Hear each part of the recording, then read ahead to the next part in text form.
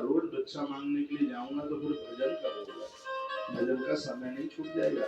रात्रि को माला पूरी करके पानी में भिगोता हूँ, रोटी को एक रोटी लेता हूँ इसमें से, रात को पानी में डालता हूँ और सुबह पानी अलग कर देता हूँ और रोटी में, भिगी हुई रोटी में नमक मिला करके खा लेता हूँ। 56 भोग से ज्यादा आनंद आता है।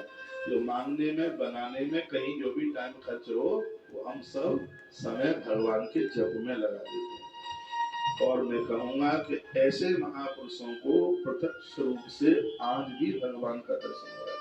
आज की यात्रा भतौर बिहारी से, अपने अपने ड्राइवरों को बोल देना भतौर बिहारी होके गाड़ियां जाएंगी। वैसे मैं भी बोल दूंगा कि वो भतौर बिहारी है जिनकी चर्चा में कल या परसों कर रहा था, जहाँ यागित पत्नियों का भात भगवान ने खाया। जहाँ एक बेरिया वाले बाबा रहते थे, 38 वर्ष बेरिया के पेड़ पर ही रहे। एक नाव वाले बाबू नाव भी अभी वहीं रखी है। ऐसे तपस्वी महापुरुष हुए हैं तो कहीं किसी के घर द्वार नहीं गए।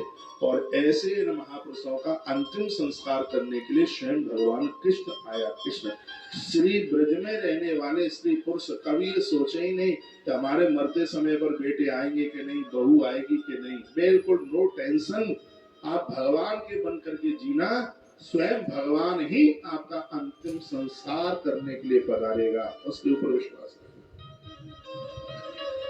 सूरदास जी महाराज का अंतिम संस्कार भगवान श्री कृष्ण ने किया, जिनकी कथा मैंने कई बार सुनाई है।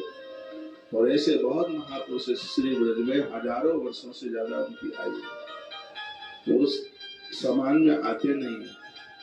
उनकी तपस्या ही ये धरती की रौनक बढ़ा रही है। जहाँ लोग खिसके हुए आते, क्या भूल करके भी श्री वृंदावन में आ गया। वृंदावन की पर्दी में वही प्रवेश कर सकता है। गोपाल चंपू पुस्तक बड़ी अद्भुत है। वृंदावन की सीमा में वही अंदर प्रवेश कर सकता है जिसके ऊपर राधा रास बिहारी सरकार की पूरी कृपा होगी।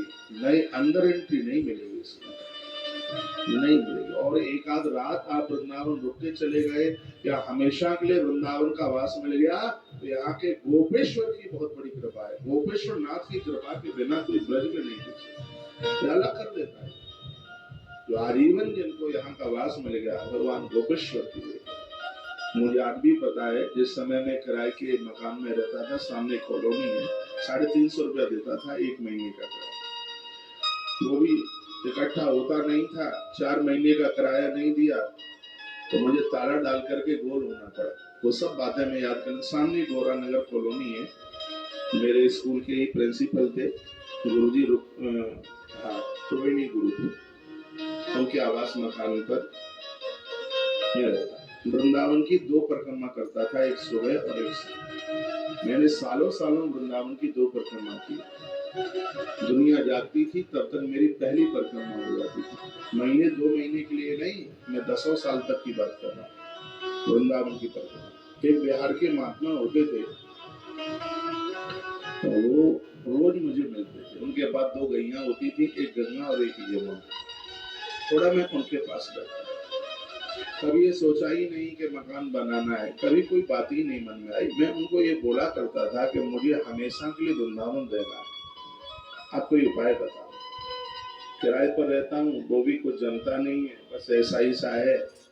और किराए पर रहे तो थूकने का भी भय लगता है। पानी नल खोल दो तो नीचे से गुरमाता आवाज लगाती, कौशिक जी पानी नीचे गिर रहा है। ऐसे डरते डरते सैपे से किराए के मकान में बड़ा मुश्किल है। जो रहे हैं उनको अनुभव है, बस बोरी बिस्तर तैयार रखो, पता नहीं कब कौन से घर में पटकना पड़ेगा ले जा करके। तो किराए पर रहने वाला व्यक्ति एक कमरा पहले से खोज के रखता है, बड़ा मुश्किल होता है किराए पर। विद्यार्थी काल जैसा ही समय था, तो मैं अपने मन की बात साधुओं को बताऊं तो समाधान मिलता है। तो मैं उन्हें बोल रहा था कि मेरा मन है वृंदावन रहने के लिए, वृंदावन छोड़ूंगा नहीं, ये मुझे बहुत अच्छा लगता है। लेकिन स्थितियां ऐसी हैं, परिस्थितियां घर छोड़ छाड़ करके, तो ऐसा तो कुछ था नहीं कि घर से कुछ ऐसा हो तो वहां से पैसा खूब मंगा लो तो जिससे खर्चा चला लो, ऐसा तो था नहीं।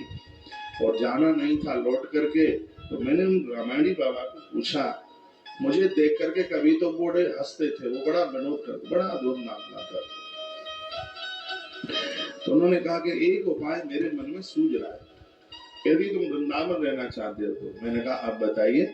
तो वो कहते हैं कि वृंदावन में वही रह पाएगा जिसको गोपेश्वर नाथ रोकना चाहेगा। तुम उनसे अर्जी लगा दो और तुम्हें वृंदावन में वास मिल जाएगा।